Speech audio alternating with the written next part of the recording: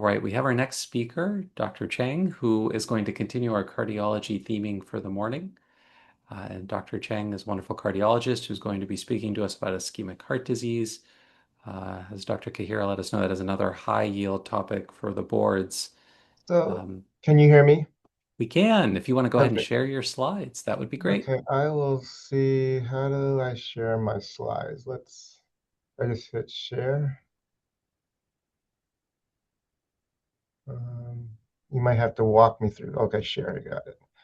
And then let's see if I move this over. Move that over there. Share. Can you see?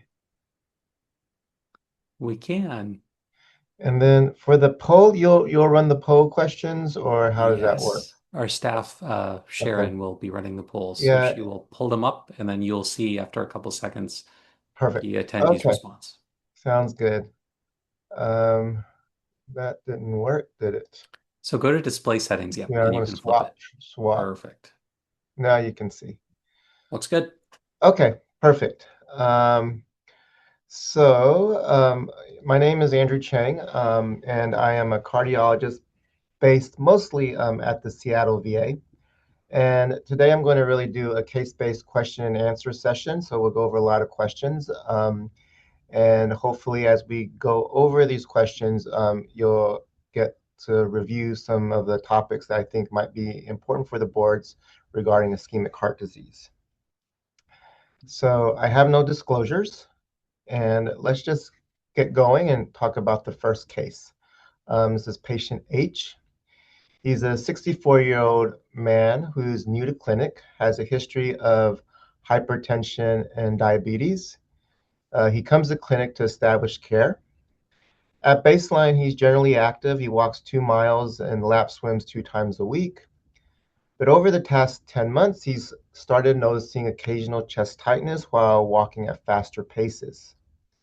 It usually will go away when he just slows down, and sometimes it doesn't occur at all. So it's not always predictable. He also denies having any symptoms when he swims.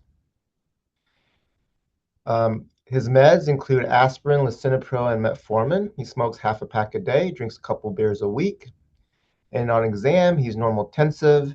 And the rest of his exam is benign. In regards to labs, he has normal renal function. He has a normal BNP.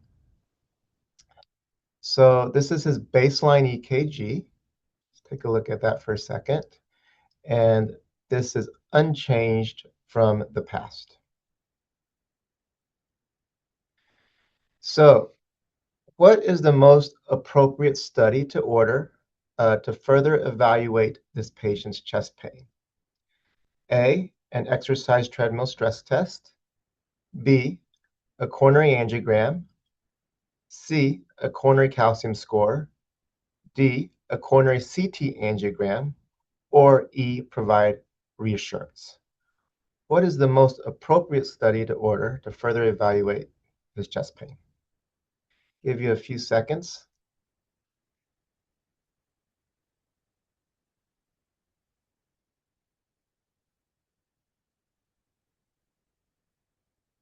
I can't actually see the polls. You will be able to in a moment. You should Okay. be able to see it now.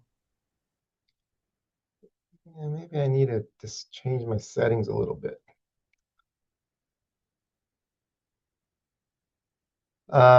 So let's just go over this question. Yeah, I can't really see. Let me see if I decrease my screen. Under the, for Zoom, wherever your list of options are, like share, next to it, there should be a triple dot. And under there, there's polls and quizzes. The And problem is uh, I'm seeing the whole, I'm seeing the whole slides, and I'm not seeing you guys, but that's okay. Um, Let me go back there. Display, swap. if it's helpful, I can read you the results for Yeah. each question. So let's just talk about the results and let's talk about the question. So I think what's important in patients with a stable CAD, um, to determine if you need further risk stratification, you really have to think about their pretest probability. So if their pretest probability is in that intermediate range, then it's useful to consider further risk stratification. If a patient has a very low pretest probability, then you really don't need to do anything and you can just kind of monitor.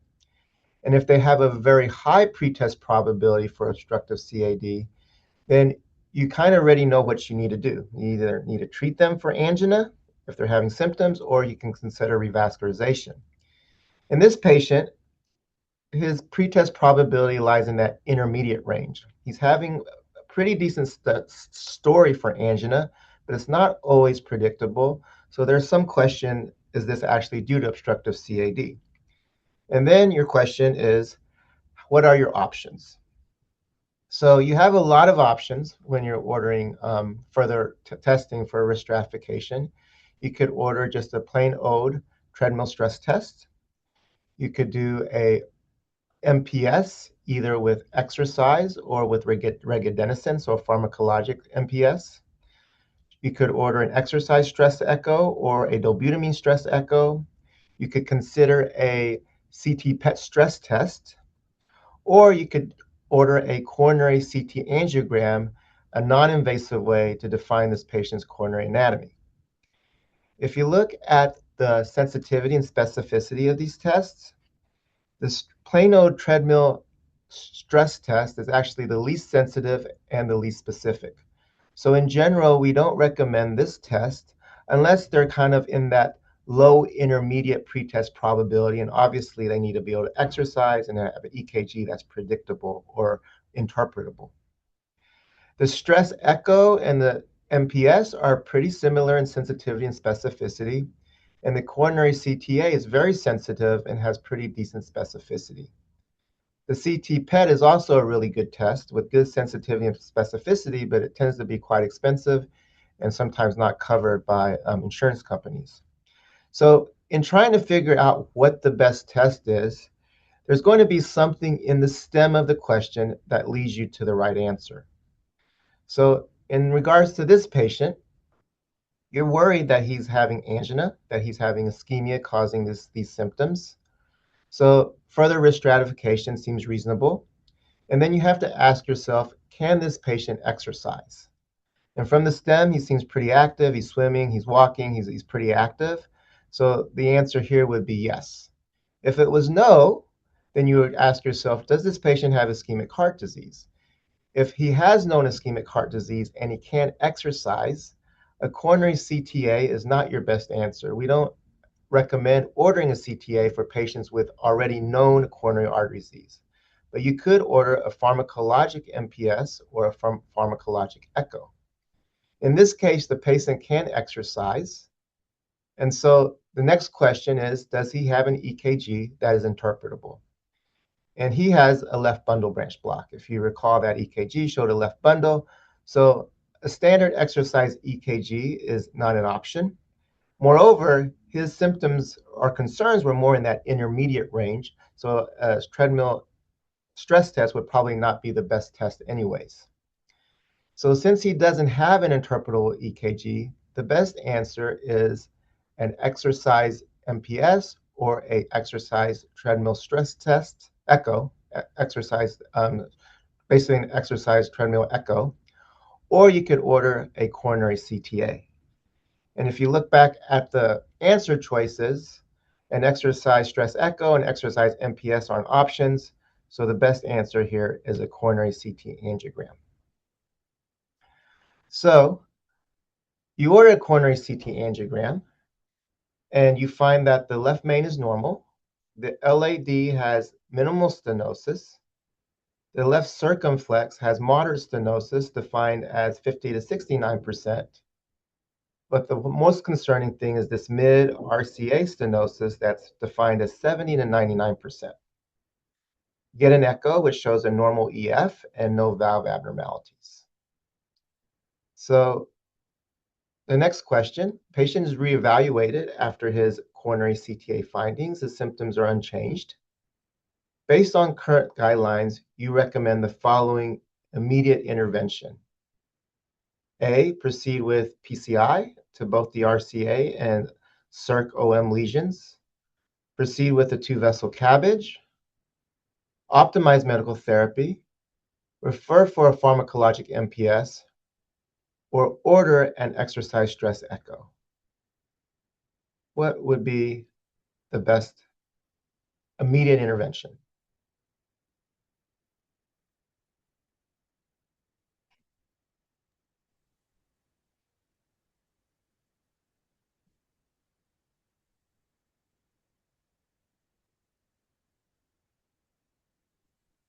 Again, I can't really see the pulse, so I'm not really sure. So it looks like it's primarily between A and C with a few choices for E. Okay. So let's talk a little bit about this question. We'll get back to it in a second. But what I really want to touch base here is when should you consider revascularization for chronic coronary syndrome? And when you think about revascularization, we always ask ourselves, why are we doing it? So we do it for two reasons. Either we're going to improve survival or major adverse cardiovascular events, or we're going to improve symptoms. And so when does revascularization for stable ischemic heart disease improve survival? It improves survival when the EF is less than 35% with multivessel disease. And this is based on a randomized controlled trial called STITCH, or STITCH Extended. And this was a study that looked at patients with multivessel disease with a low EF, less than 35%, and they randomized them to either CABG or medical therapy. And in that situation, it did show that CABG improved mortality. Interestingly, PCI, they did a similar study looking at PCI versus medical therapy in the same patient population, and it didn't actually improve mortality. The other situation where revascularization improves mortality is left main disease, either by PCI or CABG. So the other reason we revascularize patients for stable ischemic heart disease is to improve symptoms. And it's recommended to do revascularization if they have refractory angina despite medical therapy or are intolerant or resistant to medical therapy. So this is just kind of rehashing the guidelines again. There's a class 1 indication to revascularize a patient if they have a low EF and multivessel disease. And really the recommendation is CABG. Or if they're having angina that's life-limiting despite being on goal-directed medical therapy. So your medical therapies to improve angina medically is first-line beta blockers, calcium channel blockers, or long-acting nitrates such as isosorbide mononitrate. A second-line medicine that you could use is ranolazine.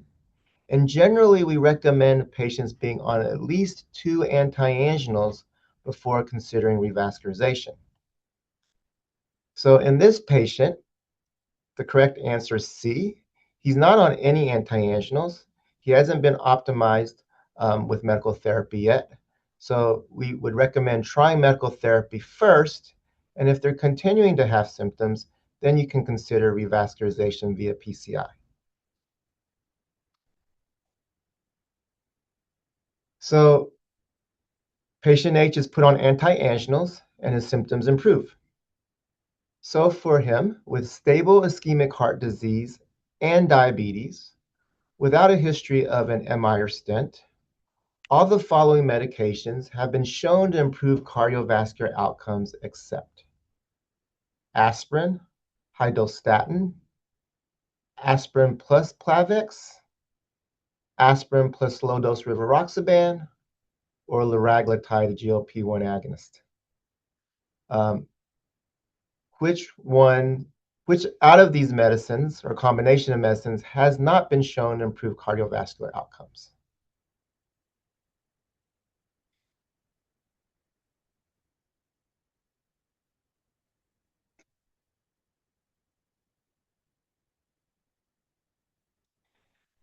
So the correct answer is actually aspirin plus Plavix. So that's the combination that hasn't actually been shown to improve outcomes for patients with stable ischemic heart disease. And let's kind of review the different answer choices. So the bedrock of treating chronic coronary disease is aspirin. Lots of trials showing the benefits and improvement in mortality, as well as statins and high potency statins. Again, a lot of data supporting the use of these two medicines in improving cardiovascular outcomes. I want to touch briefly on the COMPASS trial, and this was a trial published in 2017. It may not have reached or developed as much traction in real practice, but is certainly good data to support it, and I think could be tested on the boards. So this was a study to evaluate whether rivaroxaban alone or in combination with aspirin would be more effective than aspirin alone for secondary prevention of patients with stable ischemic heart disease. Or stable ischemic disease. They could either have coronary artery disease or peripheral vascular disease. 27,000 patients were randomized in this study. They were either a group were put on aspirin alone, another group 5 milligrams of rivaroxaban BID, and the third cohort was on aspirin plus 2.5 milligrams of rivaroxaban BID. Again, the inclusion criteria included patients that had known CAD, or peripheral vascular disease. The majority had coronary artery disease. And the people that were excluded were patients that had high bleeding risk, a recent stroke, advanced chronic kidney disease, or already on dual antiplatelet therapy, anticoagulation, or other antithrombotic therapies. And the results were fairly compelling. So it showed a statistically significant reduction in cardiovascular death, stroke, or MI in the patients that were on low-dose rivaroxaban plus aspirin. It had a 26% reduction in major vascular events and a 24% decrease in death. So, of course, there's a caveat. There was more bleeding in the patients that were on combination therapy, but there was not an increase in fatal bleeding. So I think a lot of times we don't use this in certain patients is because they do have a high risk for bleeding. How about antiglycemics and coronary artery disease? So this was one of the randomized controlled trials looking at GLPs, and it basically randomized patients on either liraglutide or placebo. All these patients had diabetes plus coronary artery disease, and it showed a significant improvement in the primary outcome, which was death from cardiovascular causes, non-fatal MI, or non-fatal stroke. It also showed significant improvement in cardiovascular death. And if you look at GO receptor agonists kind of as a whole, this has been very reproducible. It decreases major adverse cardiovascular events, MI, stroke, and cardiovascular death. So definitely patients with diabetes and coronary artery disease benefit from a GLP-1 receptor agonist. How about Plavix plus aspirin? Again, this is for patients with stable ischemic heart disease. The study that looked at this was called Charisma.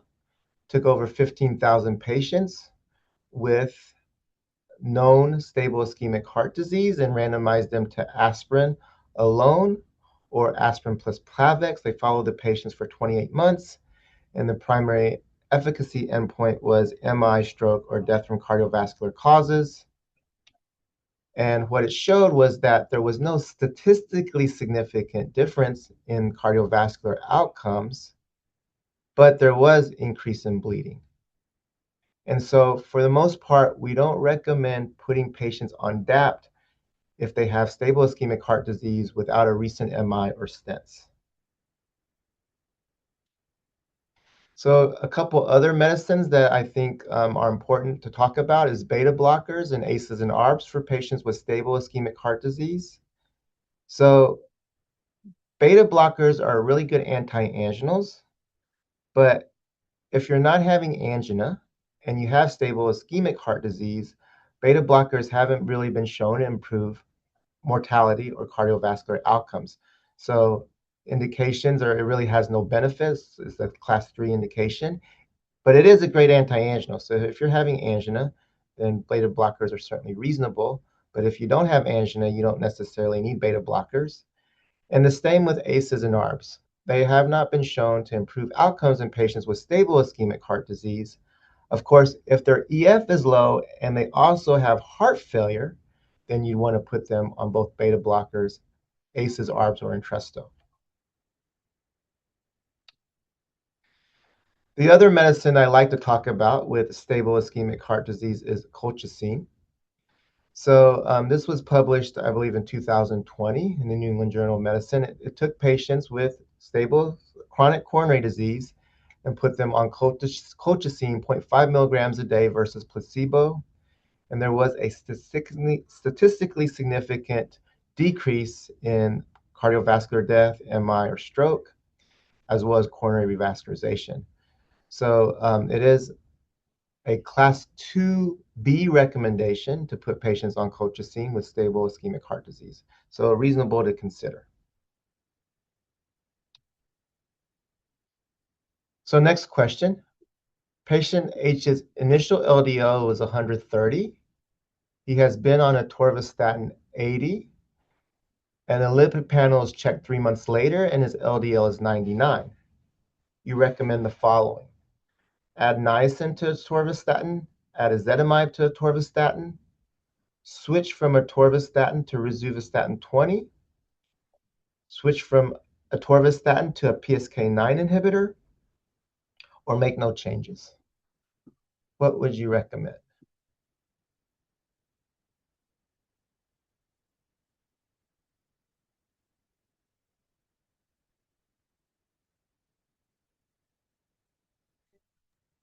So it looks like B is the favorite answer with a couple Great. choices for C. That is the right answer. Um, I think that, as probably most of you guys know or heard about, the lipid guidelines have changed recently this year. I think this question would be pertinent regardless of the guidelines, even the guidelines from before. I don't necessarily think the boards are going to ask specific questions on this changed guidelines, but they probably will ask general questions about lipid control. And just for everyone to know, we now have basically the change in guidelines are now that we're checking a lot earlier and we're being much more aggressive with lipid control. So we use the PREVENT score now to determine the patient's 10-year risk for having a cardiovascular event. And the new guidelines suggest that if you have a 10-year risk of 3% or higher, or 3 to 10%, then our LDL target should be really less than 100. If it's over 10%, so you have a high risk, then your LDL target is less than 70.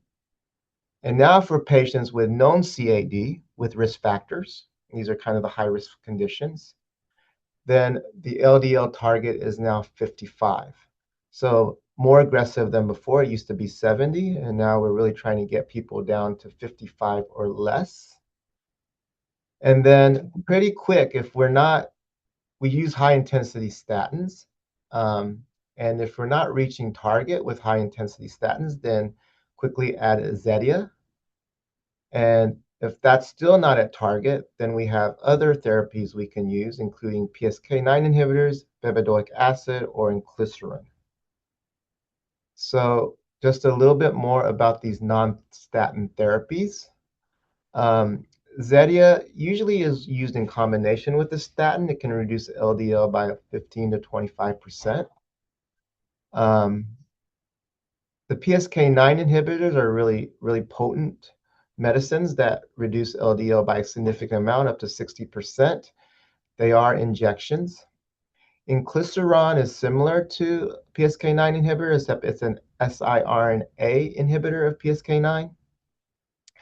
And then bempedoic acid is kind of a relatively new medicine on the block. It was published in a randomized controlled trial in 2023, and it showed that there was improved cardiovascular outcomes on this medicine, and that it could particularly be used in patients that have statin intolerance, myalgias.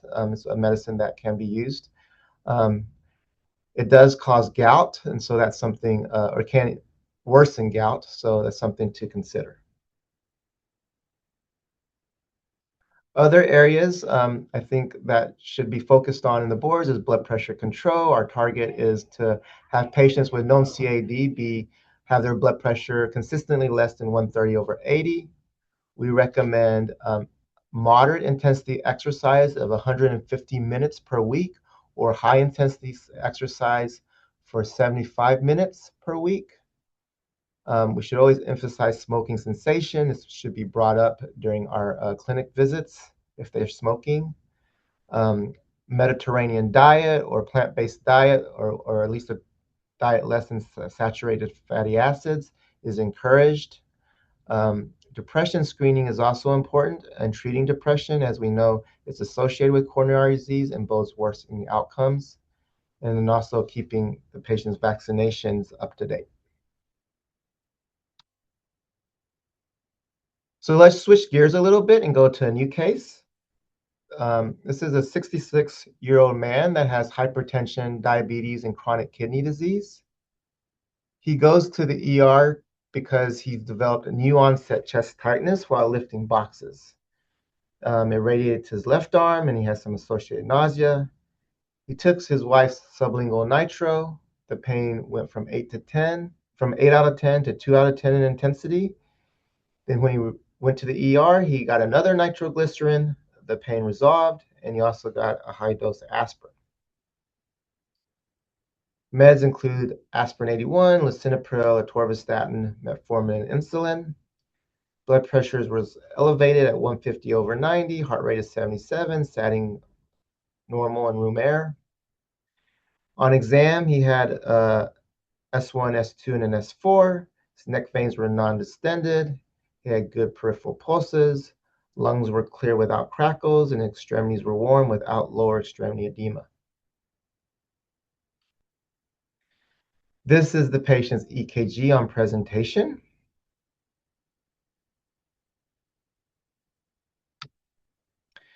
Chest x-ray is unremarkable.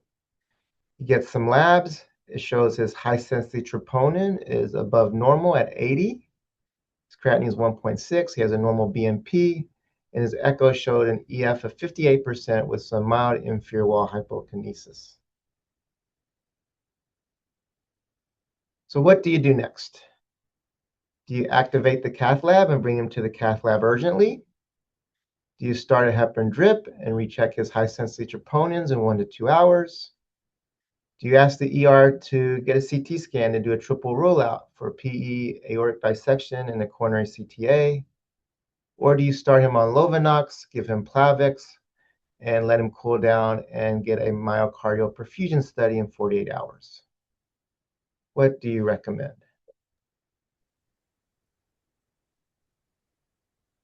We're just waiting for some responses. And it looks like we are favoriting starting the heparin drip and also considering the cath lab. Okay, great. So let's talk a little bit about this. The best answer here is start a heparin drip and recheck his high-sensitivity troponins. So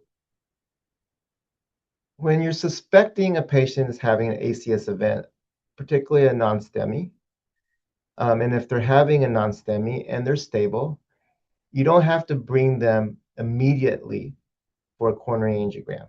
You certainly might do it, but it doesn't have to be an emergency like a STEMI. And we'll talk a little bit more about this in a minute. So we recommend getting a high-sensitivity troponin at baseline, and then 1 to 2 hours later. We don't need to wait 6 hours. High-sensitivity troponins come back quickly, and it's recommended to get it at 1 to 2 hours. And if the troponins are negative, then you've ruled them out for ACS. If it's positive, and particularly if the delta trope rises significantly or rises, then you've ruled them in for ACS. There's a few situations where it's still not clear. Their troponin might be a little bit elevated, but their delta trope is negative or even go down. And so then the question is, do they have an ACS event? Is this some other type of cause like heart failure? And so in those situations, you would probably want to observe them a little bit more. Now, once you've diagnosed the ACS event, then you have two options in regards to treatment.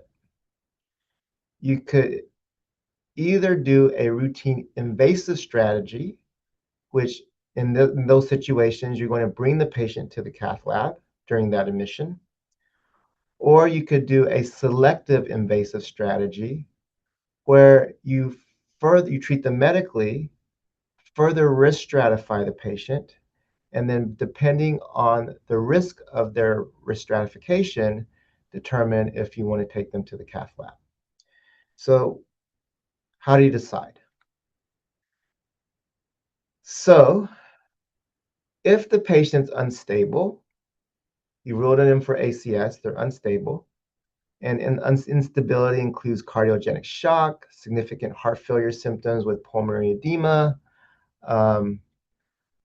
If they're continuing to have angina despite medical therapy, like a nitral drip, or they're hemodynamically unstable or electrically unstable, then we should really get these patients into the cath lab sooner rather than later. And the recommendation is to bring them in within 2 hours. If they're stable, but they have a high risk presentation, then the recommendation is take them to the cath lab within 24 hours. So one of the things that help us determine their risk is the GRACE score, which we'll talk about a little bit more in a minute.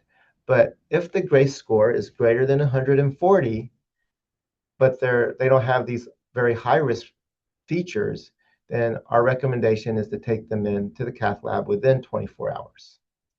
If they're intermediate, meaning they're not having ongoing chest pain, their troponins are stable or downtrending, and their GRACE score is between 109 and 140, then you treat them medically and take them to the cath lab within 72 hours. So if the patient comes in over the weekend, they're having a non-STEMI, they're kind of in this intermediate risk, then you can take them to the cath lab on Monday. Now, if they are at low risk, and that's a GRACE score less than 109, they're stable, they're not having ongoing symptoms, then you can do the routine, or you can do the selective invasive strategy where you would further risk stratify them, usually with some type of stress test. And then if they have high risk features on the stress test, you would take them to the cath lab. If they have pretty low risk stress test results, then you can actually just treat them medically. This doesn't actually happen that often because most of our patients lie in that intermediate to high risk category. So the risk stratification that you can do is the TIMI risk, which is a bit easier to remember. You look at the troponin, that gives, if the troponin is elevated, that's 1 point. If they have known CAD, it's another point. They have more than 3 risk factors, that gives you a point, as well as EKG changes. If they were on aspirin within the last 7 days, that gives you another point because it suggests you're having higher risk if you're having a heart attack on aspirin, or if you have 2 or more episodes of chest pain within 2 hours.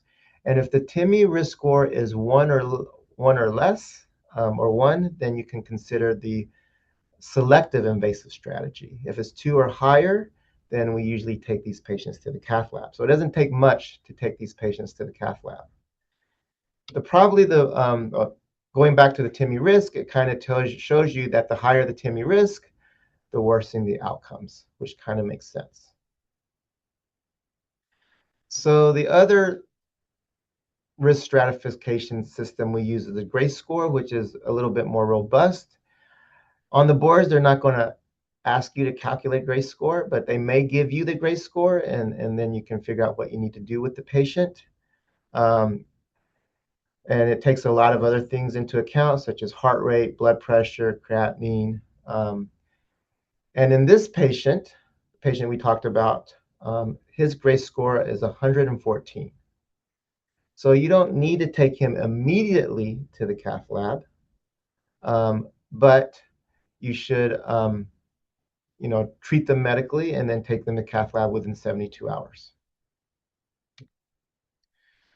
So how do you treat these patients medically? The kind of the bedrock of treating ACS is antiplatelets and anticoagulation. So everyone should get a high dose aspirin and continue aspirin 81 milligrams a day. And they also should be started on anticoagulation. In general, we recommend a heparin drip if we're going to take the patient to the cath lab. If we're going to do a selective invasive approach and you're not expecting them to take them to the cath lab, then it's reasonable to put them on Lovenox. In general, we recommend heparin, and that's mostly because when we take these patients to the cath lab, we have to bolus them with heparin if we're going to do any type of stenting. And it's difficult to determine the correct amount of heparin to give them if they're already on Lovenox. So let's talk about P2Y12 inhibitors for a second. So for ACS, we recommend giving ticagrelor or prasugrel over Plavix. And that's because there's been a few randomized control trials with each medicine comparing to Plavix for ACS, and it showed that both ticagrelor and prasugrel have better outcomes. So the class 1 recommendation is really to use either ticagrelor or prasugrel. If they're not available, then you use Plavix. Now, do you need to treat them up front, or can you treat them in the cath lab? We used to say treat them up front before they even got to the cath lab. The recommendations now are to treat them in the cath lab after you define their coronary anatomy. There is a class 2B indication to treat them up front if they're not going to be cath within 24 hours. So if they come over the weekend, they're having a non-STEMI, then it would be reasonable to go ahead and pre-treat them with either ticagrelor or prasugrel. And you should know some of the contraindications, particularly for prasugrel. So anyone with a history of a head bleed, a stroke, you can't use prasugrel. If they're already on anticoagulation, you got to be careful with those medicines. And there's also a relative contraindication for prasugrel if they're over the 75 or they're less than 60 kilograms. We generally try to shy away from prasugrel. I tend to use ticagrelor because I just don't want to think about it as much. So other medications that you want to use up front with someone with a non-STEMI is a high-intensity statin. And it's reasonable to put them on a beta blocker during their presentation, particularly unless there's contraindications such that they're in heart failure, they're bradycardic. Obviously, if they're a cardiogenic shock, you're not going to put them on a beta blocker. But it's reasonable to put them on a beta blocker, particularly if they're hypertensive, because it can decrease cardiac demand. Now, do you need a beta blocker after the patient's been treated? We used to think so, and we used to recommend beta blockers for anyone that had a ACS event. But current studies have shown that it's actually not beneficial. So we don't absolutely need to put patients on beta blockers after an MI as long as their EF is normal. So this patient's repeat high-sensitivity troponin was 1,000. He remained chest pain free. He was brought to the cath lab the next morning, and he was found to have a hazy 90% thrombus in the RCA, which was successfully stented. He was then discharged on aspirin and ticagrelor. He was put on atorvastatin, as well as metformin, insulin, metoprolol, and lisinopril. So what is the recommended amount of time for the patient to be on DAPT after this ACS event and stent? 3 months, then continue aspirin alone indefinitely. 6 months, then continue ticagrelor alone indefinitely. Do you recommend 12 months and then continue aspirin alone, or indefinitely given multiple stents? Or do you consider just 1 month and continue ticagrelor indefinitely? So how long is the minimum recommended time for the patient to be on DAPT?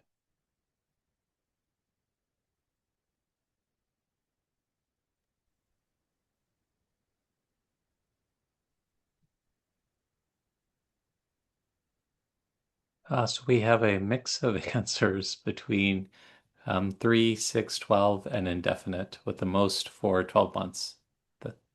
Yeah, so this can be confusing because it seems like recommendations are always changing. But because this patient had an ACS event, we recommend 12 months. So anyone that has an actual MI and they get stented, or even if they don't get stented, if they had a true type 1 MI, and we decide not to stent them, the recommendation is to continue or put them on DAPT for 1 year. And that's because these studies have looked at this and show that they had better outcomes. Now, if the patient was getting an elective PCI, meaning they were getting stented for angina, but wasn't having an ACS event, then the general recommendations is 6 months. And if they are a high bleeding risk, you can even get away with 3 months. But for this patient with ACS, we recommend 12 months and then continuing aspirin alone. Next question. Patient is doing well, but notices frequent palpitations. You get a 7-day event monitor, which shows that the patient now has new paroxysmal AFib with a 30% burden. It's been 4 months since his stent. You recommend the following. Do not start anticoagulation and just continue ticagrelor and aspirin. Stop the aspirin and put them on ticagrelor plus warfarin. Continue aspirin and ticagrelor, which he was on, and add apixaban, so starts triple therapy. Do you stop the DAPT and put them on apixaban alone, or do you stop aspirin and ticagrelor and start clopidogrel plus apixaban?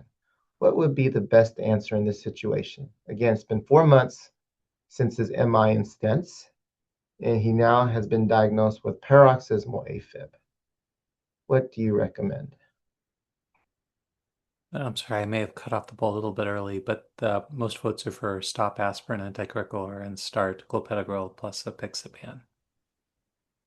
Perfect. So the correct answer here is E.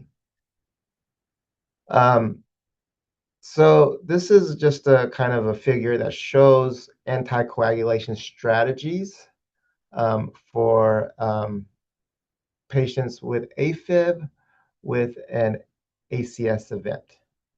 So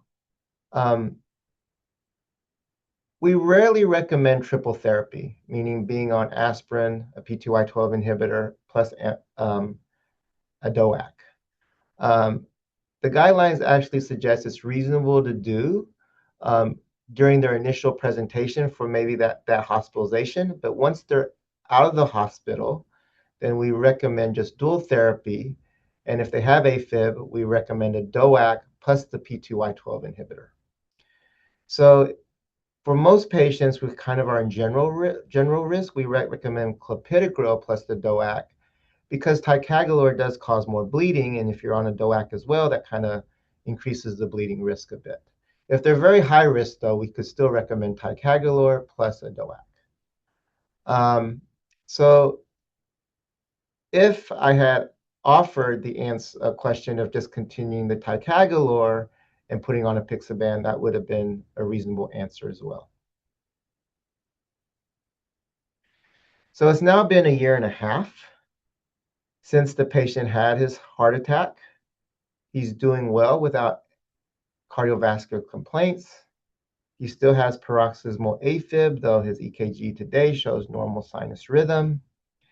And he's kind of been kept on the same meds, apixaban, clopidogrel. He's on a Torva at 80, insulin medicines, diabetes medicines, metoprolol, and lisinopril. So you recommend the following medication change. Stop apixaban, stop clopidogrel, stop apixaban and clopidogrel, and start the patient on aspirin.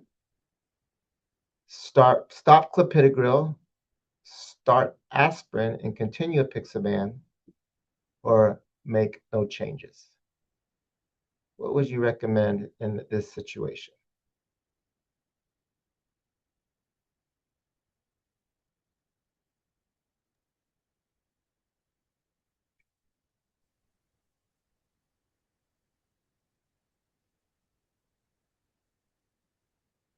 We are between stopping clopidogrel and starting apixaban and aspirin. Okay, great. So the best answer here is just stopping clopidogrel and putting the patient on, or keeping the patient on apixaban alone.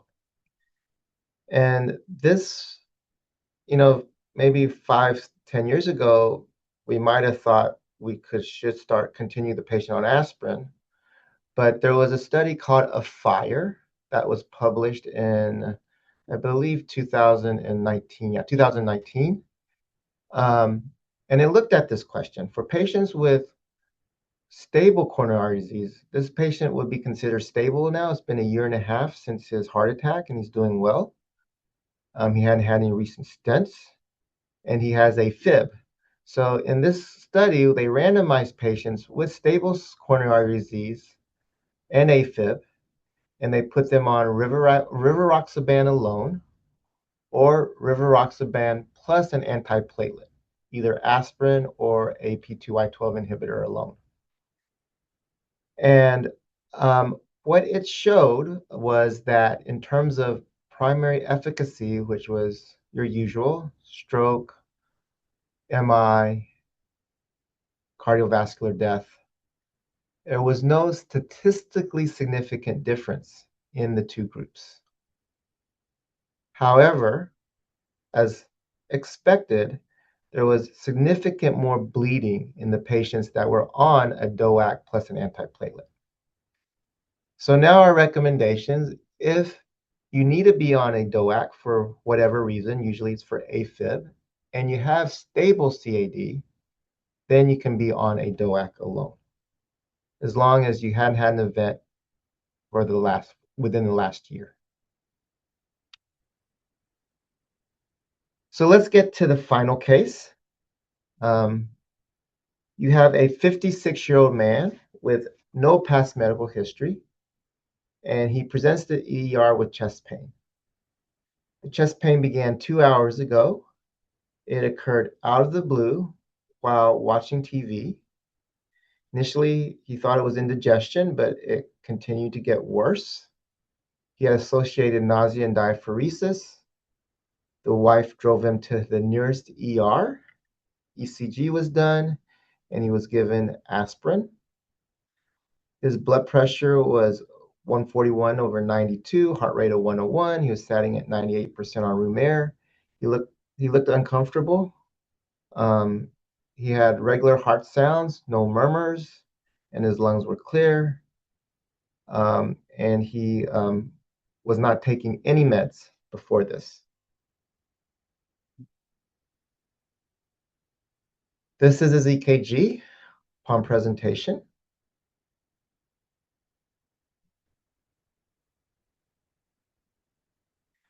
So the current hospital that he was sent to, or that his wife drove him to, does not have PCI capabilities.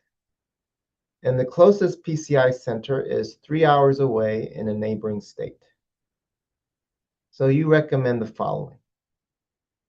Give TPA, Plavix 300 milligrams, heparin bolus and drip, and transfer to a PCI center. B, give TPA, ticagrelor, heparin drip, bolus and drip, and admit to that hospital CCU. Give ticagrelor and a heparin drip, and then transfer to a PCI center. D, give Plavix, a heparin bolus and drip, put them on a 2B3A inhibitor, and admit to the CCU. Or E, give TPA and transfer to a PCI center. What would you do in this situation? Again, the closest PCI center is 3 hours away.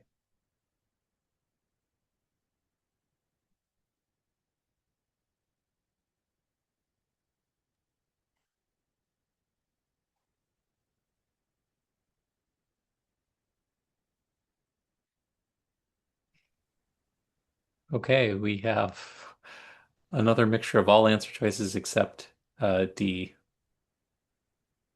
Okay.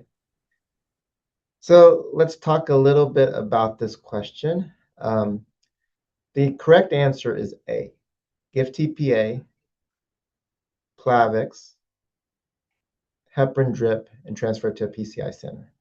And a little nuance, which I don't think they'll ask on the boards. Generally, we load with 600 milligrams of Plavix when someone's having an event, and if we can't use ticagrelor or prasugrel. But in this situation, we give a little bit less, 300, because we're giving TPA.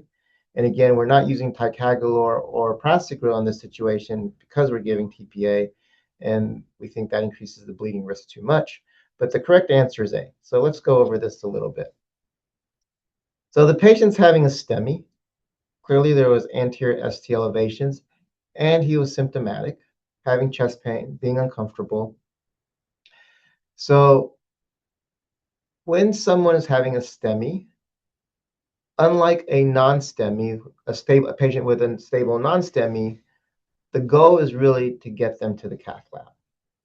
And so if the patient had gone to a PCI center, then our door to balloon time is 90 minutes. We want to see that patient, get them to the cath lab, and revascularize them within 90 minutes. Now, if they're going to a non-PCI center, then we want to revascularize them within 120 minutes. So we get an extra 30 minutes, but that includes the transfer and getting them revascularized. If they can't make that 120-minute cutoff, then the recommendation is to give TPA and to treat them as you would for any other ACS event. So heparin drip, Plavix, aspirin. And so in this situation, you know he's not going to make that 120 minutes. It's the closest facility is 3 hours away. So we do recommend TPA in that situation. So there are some contraindications for TPA, and that's include any history of stroke, if they're already on anticoagulation. So there are some things that you do need to consider.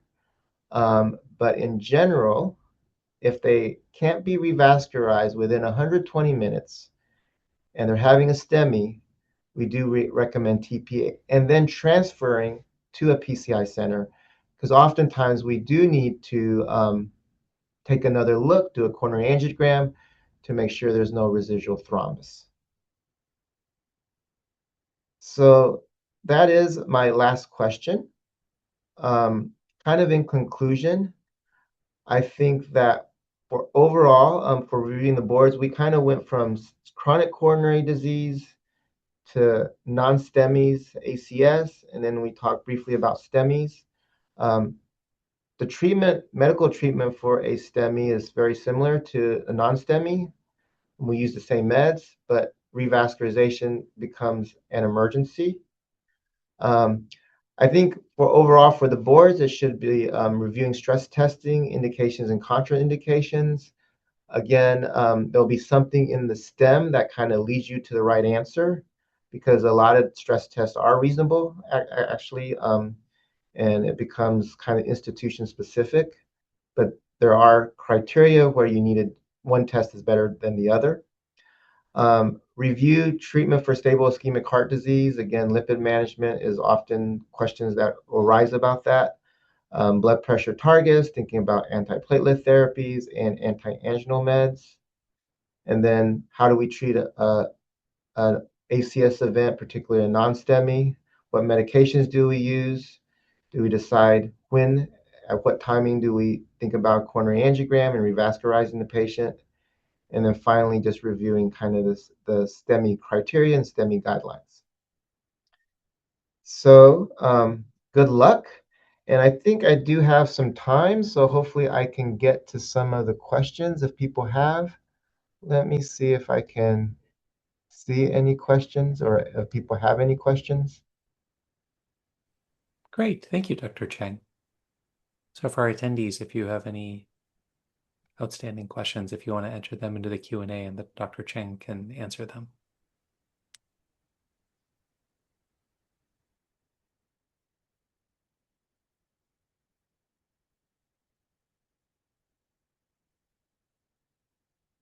No questions?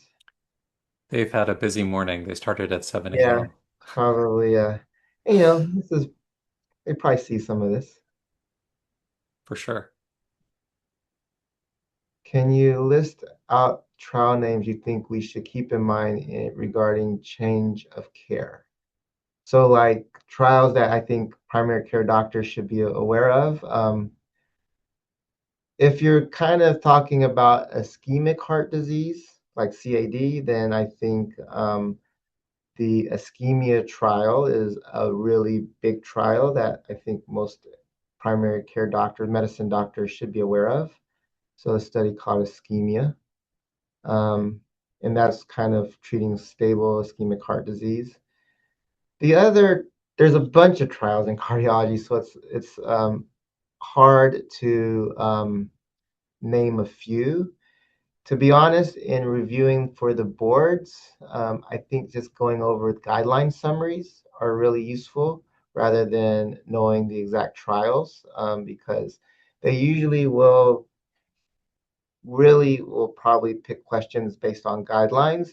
And the class 1 indications, particularly in this talk, I did give some class 2 indications for things we do, but they'll probably just focus on the class 1 indications.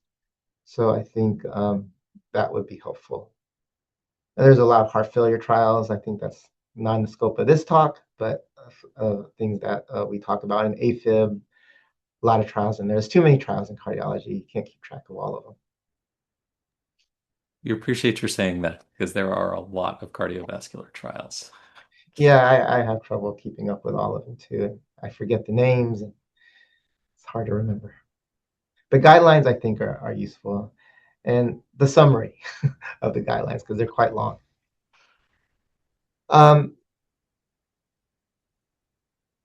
If there's not any other questions, well, I think good luck, and I'm sure people will do well. Thank you so much, Dr. Cheng.